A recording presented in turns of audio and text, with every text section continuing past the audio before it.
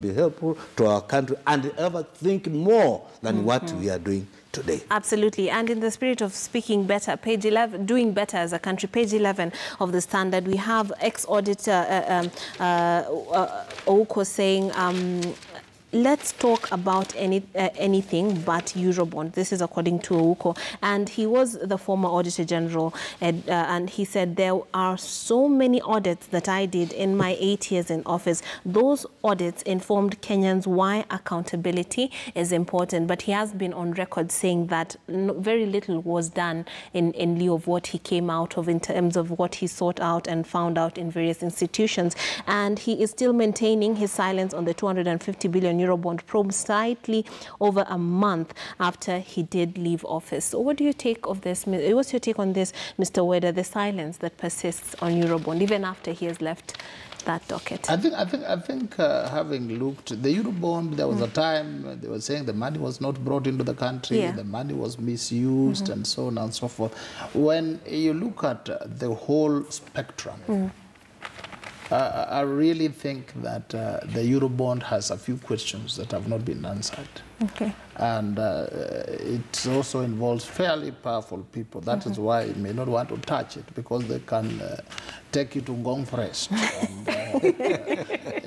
Because we are talking about money here, and when you want to see Kenyans sweat and breathe fire, it's money. Yeah. So I really think if you look at a simple, ordinary loan, and the Eurobond was not the biggest loan ever, yet it has had more questions, 1 billion questions, compared to the other loans which are bigger, but are fairly straightforward. So he may not want to answer, but I know one day he'll write a book which will come after a few years, giving us insight so that our children and grandchildren will one day say, once upon a time we had a Eurobond and we used it to build this railway, or we used it to build this house, or whatever, or to have a clue, or to do a movie on it. But I really don't think it's something just as clean as straight. And that is why it would come out as a please, don't ask me. Yeah, Honorable Shalay, briefly. Yes, I think it's rather surprising that the Auditor General would distance himself. Yes, I mean, he was the Auditor General, for crying out loud. Yes, he at least he gets to have a say or to be able to give advice professionally. Yes, at the time of the Eurobond. He can't say he doesn't know what the Eurobond was used for.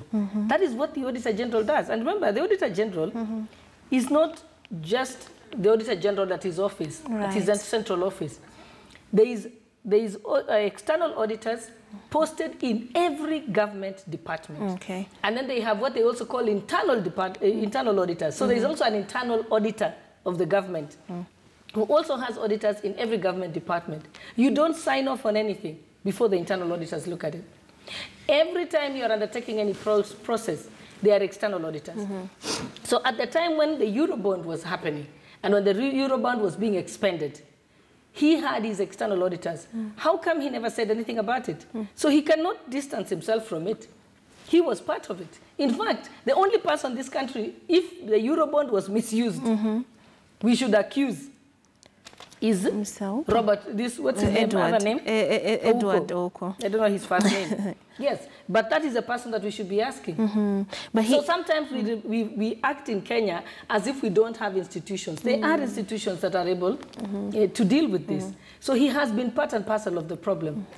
And he never told us anything. So actually, he should keep silent. We never want to hear about him again. He does cite obstacles to him doing certain things and accomplishing certain things. And there is a shaky relationship, particularly in lieu of specific He should have resigned then. Because if something doesn't work with your conscience, then he should have resigned and said to Kenyans, I can no longer hold this position. I do not want you to be paying your taxes and paying my salary because I'm unable to undertake my job because of the following reasons. But you don't sit on the job and the salary, leave large, and then suddenly come and tell us that you had challenges. All right. On that very fiery note, we have to take a short break because our time is up for press review. When you come back, we'll have more.